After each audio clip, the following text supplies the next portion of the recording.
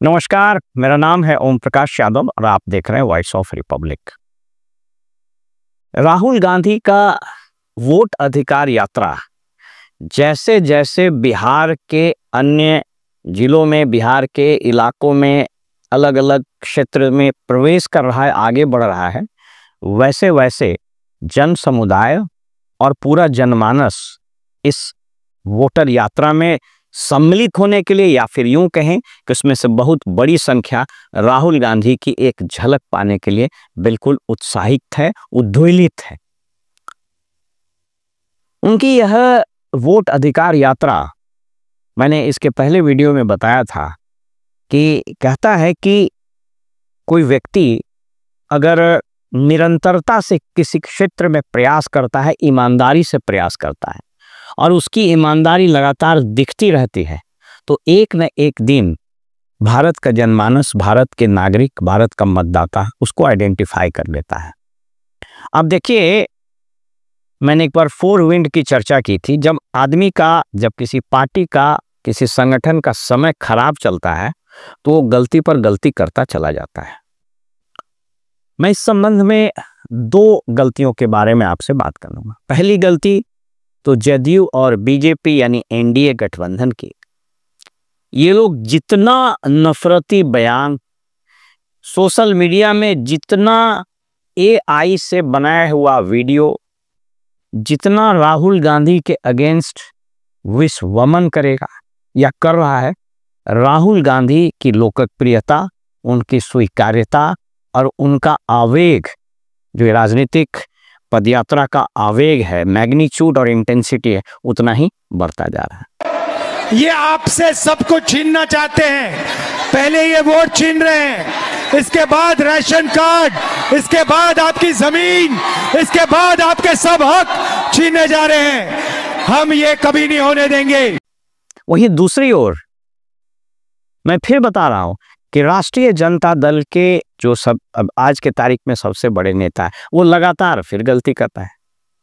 उनकी पहली गलती तो ये हुई कि उनको इतना समय, इतना वक्त दिया इतिहास ने अपने आप को बदलने के लिए, लेकिन जितना बदलाव उनसे अपेक्षित पार्टी कर रही थी, या वैसे लोग जो इस सरकार से विक्षुब्ध है, वैसे लोग जो एनडीए गठबंधन से खफा है,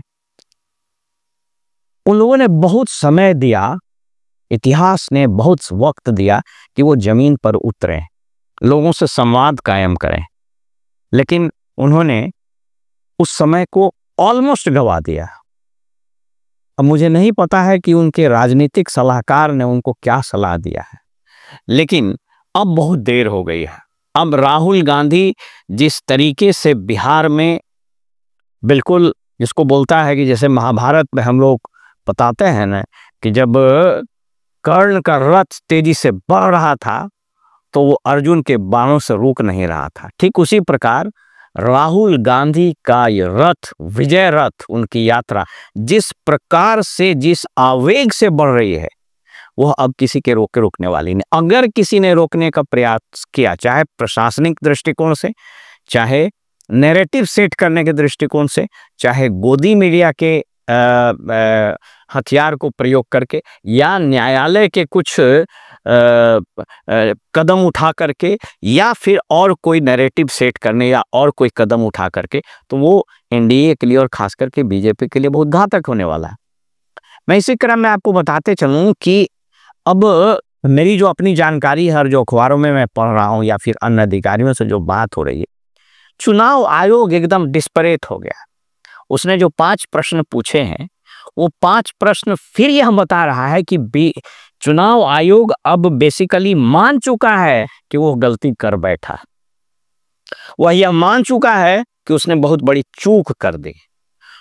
और जब होता है ना, कहता है कि एक झूठ को छुपाने के लिए आप लगातार झूठ पर झूठ बोलते रहते हैं। अच्छी बात यह होती है कि शुरुआती में ही उसको एक्सेप्ट कर लिया जाए, उसको स्वीकार कर लिया जाए, क्योंकि यह देश दानवीर और यह देश क्षमा करने वाले का देश है। यहां सब लोग क्षमा कर देते हैं, लेकिन बीजेपी और भारत का निर्वाचन आयोग अपनी इसी हठधर्मिता पर अड़ा हुआ है और वो जितना प्रयास कर रहा है राहुल गांधी पर प्रहार करने का, अटैक करने का, राहुल गांधी का आवेग उतना ही तेजी से बढ़ना शुरू हो गया। अब आपने देखा कि जिस तरीके से दरभंगा और अन्य इलाकों में उनके रथ बढ़ रहे हैं, अब तो प्रियंका गांधी भी शामिल हो गई।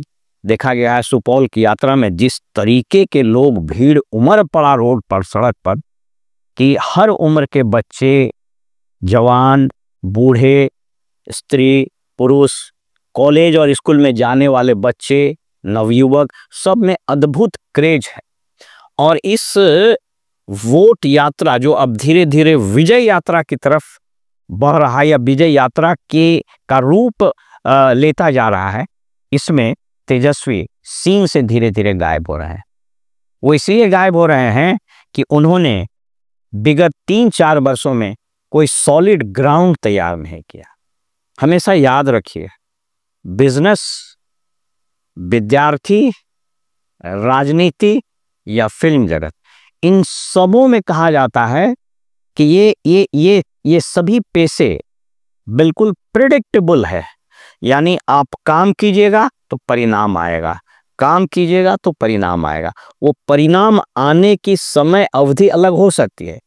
किसी के केस में वो परिणाम तुरंत आ जाता है, किसी के केस में वो परिणाम देर से आता है। लेकिन एक चीज तय है कि अगर आपने धरातल पर बीज बोए हैं निरंतरता से, तो वह बीज देर हो सबेर हो वो वृक्ष का रूप धारण करेगा ही। मैं एक छोटी सी स्टोरी आपको सुना देता हूं कि क्यों राजनीतिक लोग या क्यों इवन स्टूडेंट्स कंप्लेसेंट हो जाता है। एक प्रचलित बड़ी कहानी है कि एक गांव में या एक इलाके में बारिश नहीं हो रही थी और एक संत महात्मा आए और उन्होंने कहा कि इस इलाके में अगले 2 साल तक बारिश नहीं होगी, चाहे आप कुछ कर लीजिए, बारिश नहीं होगी। बारिश इसलिए नहीं होगी कि शंकर भगवान चले गए हैं, अंतर्ध्यान हो गए हैं और वो डमरू नहीं बजा रहे हैं। डमरू नहीं बजाएंगे तो बारिश नहीं होगी। इस कहानी को जरा ध्यान से सुनिए। तो उस इलाके के बहुत लोग पलायन कर गए कि अब चूंकि बारिश होगी ही नहीं तो यहाँ हम खेती कर नहीं सकेंगे, तो यहाँ रहने से क्या फायदा। कुछ लोगों ने हल बैल बेच दिए, कुदार फावड़ा बेच दिया। लेकिन एक किसान था, वो निरंतर जमीन पर हल चला रहा था, वो निरंतर फावड़ा से क्यारियां बना रहा था, वो निरंतर खरपतवार को साफ कर रहा था, यानी कृषि के लिए वह जमीन तैयार कर रहा था। तो कुछ लोगों ने पूछा और उसकी पत्नी ने खास करके पूछा कि तुम क्यों इतना मूर्खतापूर्ण कार्य कर रहे हो? जब 2 साल तक बारिश ही नहीं होनी है तो अभी फावड़ा चलाने का क्या मतलब, अभी हल चलाने का क्या मतलब है? उस किसान के द्वारा दिए गए वक्तव्य और उस किसान ने जो कहा उसको जरा गौर फरमाइएगा। उसने कहा कि यदि मैं किसान हूं, यदि मैं हल नहीं जोतूं 2 साल तो मैं हल चलाना भूल जाऊंगा, और अगर मैं हल चलाना भूल गया और 2 साल के बाद जब बारिश होगी तो मैं हल नहीं चला पाऊंगा। यह जब सुने शंकर भगवान हिमालय पर, तो उनको लगा कि अरे भाई, अगर मैं 2 साल तक मैं भी डमरू नहीं बजाऊं तो मैं डमरू बनाना भूल सकता हूं। और उन्होंने डमरू बजाई और बरसात हुई। बहरहाल ये कहानी है। इसका लेसन क्या है? इसका लेसन ये है कि जब प्यास न लगी हो तो कुआं खोदना चाहिए, क्योंकि प्यास लगने के बाद जब आप कुआं खोदिएगा तो आप कुआं खोद नहीं पाइएगा और आपकी प्यास नहीं बुझेगी। इसलिए हर राजनीतिक दल को उस वक्त अपने प्रयास और तेज कर देने चाहिए जब चुनाव नहीं होने वाला हो, क्योंकि जब चुनाव होने लगेगा और उस वक्त आप प्रयास कीजिएगा तो आप थक जाइएगा, आपकी सांसें फूल जाएंगी। इसलिए आप देखिएगा कि आप थक जाइएगा, आपकी सांसें फूल जाएंगी। इसलिए आप देखिएगा कि कुछ नेताओं के सांस फूल रहे हैं। लेकिन राहुल गांधी भारत जोड़ो न्याय यात्रा से लेकर लगातार मणिपुर हो या कहीं, लगातार चलते रहते हैं, लगातार काम करते रहते हैं।